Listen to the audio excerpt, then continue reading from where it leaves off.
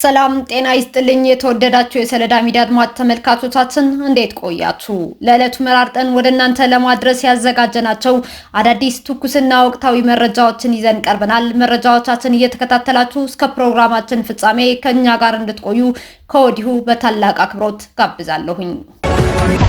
የቀድሞ ህወሓት የተጓጓዝ ሲሚንቶ ፋብሪካ አክሲዮን ማህበር ገንዘብ ለጦርነት እንዲውል መወሰኑ ተገለጸ። የቀድሞ የህወሓት የተጓጓዝ ሲሚንቶ ፋብሪካ አክሲዮን ማህበር በአክሲዮን ሽያጭ የተሰበሰበ ገንዘብ ሙሉ በሙሉ ለጦርነት እንዲውል መወሰኑ አንዳንድ የአክሲዮን ማህበር አመራሮች መረጃ አድርሰውኛል ሲል አቶ ጣዕም አረዶም ገልጿል። የኢትዮጵያ ጤና መድህን አገልግሎት ምክትል ዳይሬክተርና የስምረት ፓርቲ ከፍተኛ አመራር አቶ ጣዕም አረዶም እንደገለጸው ፈትል ወርቅ ገብረ እግዚአብሔር ወይም ሞንጆሪኖና የተጓጓዝ ሲሚንቶ ፋብሪካ አክሲዮን ማህበር ከፍተኛ አመራሮች ከህዝቡ በአክሲዮን ሽያጭ የተሰበሰበው ገንዘብ በሙሉ ለጦርነት እንዲውል ተስማምተው መጨረሳቸው ገልጿል። ባለ አክሲዮኖች ገንዘባቸው ከመቅለጡ በፊት ማህበሩን መጠየቅ እንዲጀምሩም አቶ ጣዕም አረዶም ጥሪውን አስተላልፈዋል። ተጓጓዝ ሲሚንቶ ፋብሪካ በእንደርታ ወረዳ ሊገነባ መሰረት የተቀመጠለት ፋብሪካ ሲሆን የአክሲዮን ማህበሩ ፕሬዝዳንት አቶ አሸናፊ ኃይሉም በቅርቡ በተደረገው የኢትዮጵያ ንግድ ዘርፍ ማህበራት ምክር ቤት የቦርድ አባል በመሆን ተመርጧል። አቶ አሸናፊ ኃይሉ እስካሁን የአክሲዮን ማህበሩ የቀረበበት ክስ አስመልክቶ የሰጡት ምላሽ የለም። ምላሻቸውን በሚሰጡበት ወቅት ሶለዳ ሚዲያ ለህዝብ ይፋ ያደርጋል።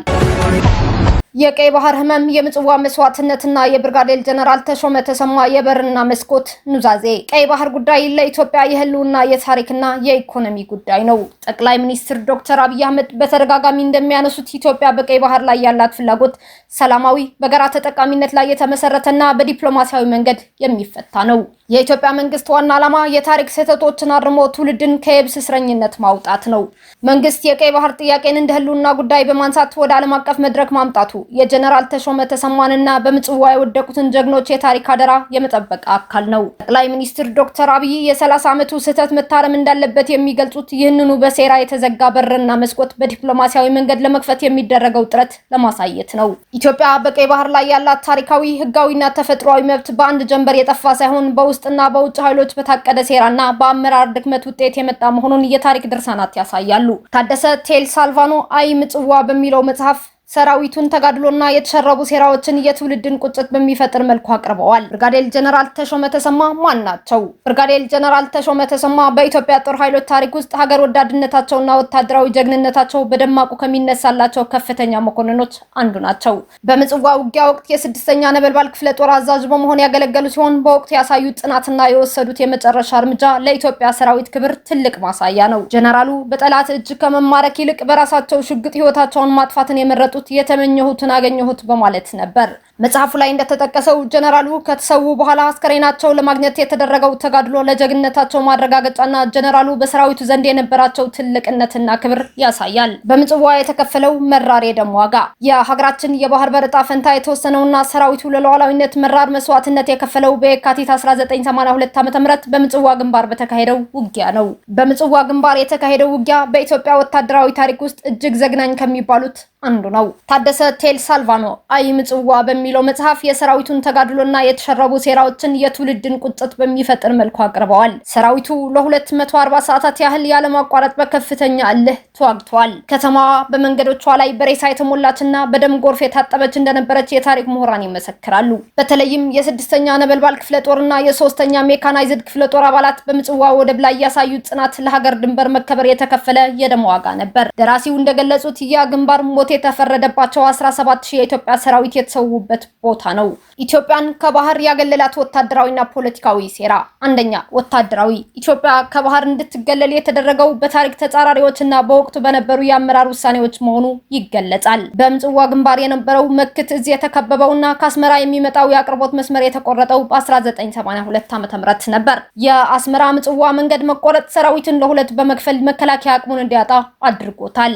የእዙ የበላይ ኃላፊዎች የአደጋውን ስፋት በሚገባ አለመረዳታቸውና የሚሰጡት ምላሽ የዘገየ መሆኑ ሰራዊቱን ለአስከፊ መስዋዕትነት ዳርጎታል። አንዳንድ ከፍተኛ መኮንኖችም ህሊናቸው ሸፍቶ እንደነበርና ለሰራዊቱ ተገቢውን አመራር ባለመስጠት በሴራ ለጠላት አሳልፈው እንደሰጡት በመጽሐፉ ተጠቅሷል። ሁለተኛ፣ ዲፕሎማሲያዊ ሴራ። የፖለቲካው ሴራ በወታደራዊ አመራር ላይ የፈጠረው ሴራ ቀጥሎ መጨረሻው ኢትዮጵያን ከቀይ ባህር በመነጠል ነው የተጠናቀቀው። በተለይም በ1985 ዓ.ም የኤርትራ ነጻነት ተከትሎ የአሰብን ወደብ ለኢትዮጵያ የማስቀረት እድል እያለ በሴራና በቸልተኝነት እንዲወሰድ ተደርጓል።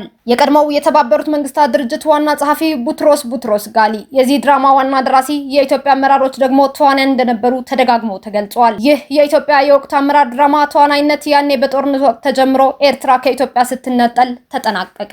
ይህ ውሳኔ በምጽዋና በአሰብ የፈሰሰውን የሰራዊቱን ደም ዋጋ ያሳጣ የታሪክ ስህተት ነበር።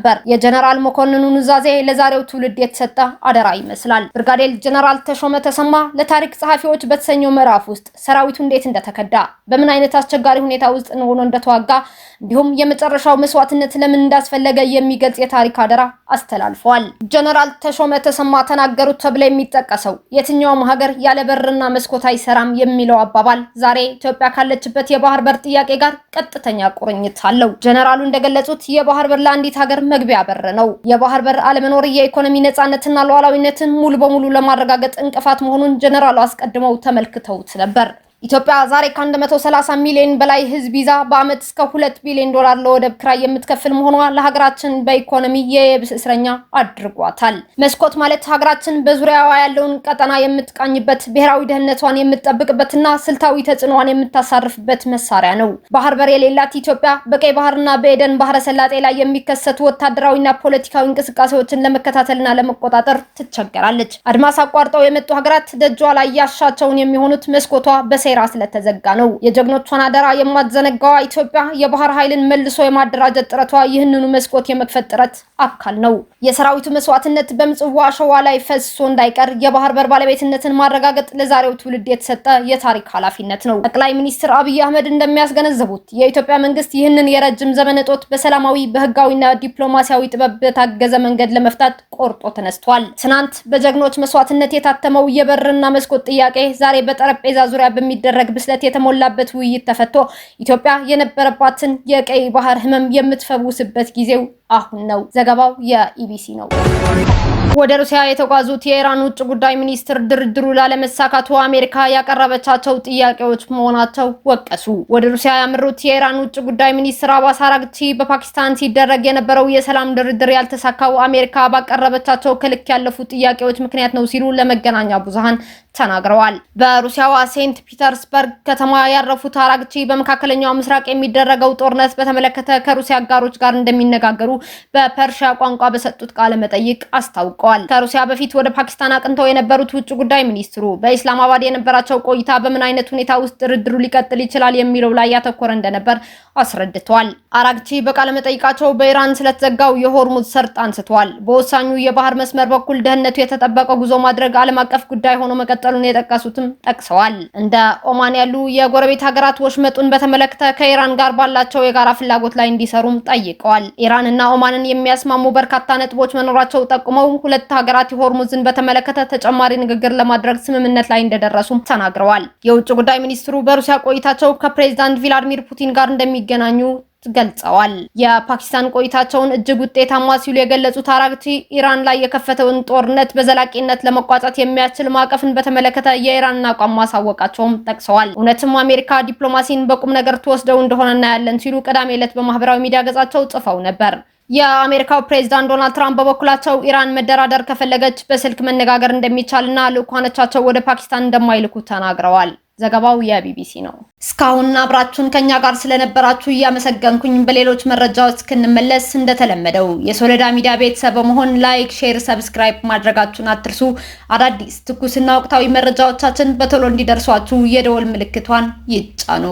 ስኬት፣ ድልና ሰላም ለኢትዮጵያውያን። ሶለዳ ሚዲያ